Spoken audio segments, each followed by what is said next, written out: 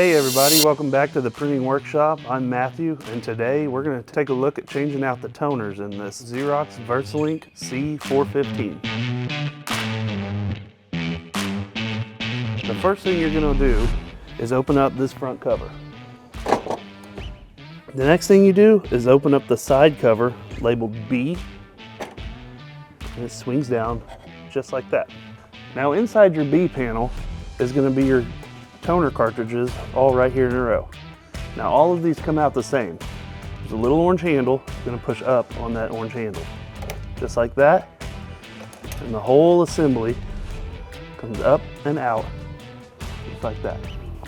Alright, now when you're going back in with these, on the bottom of them is an insert right here.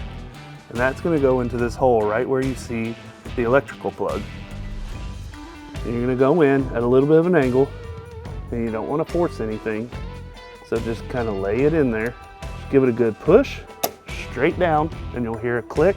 And then when you're done, close up your B panel, close the front cover, and that's it. If you'd like to see more how-to videos on this same product, click here. If you'd like to see more videos on printer content, like and subscribe.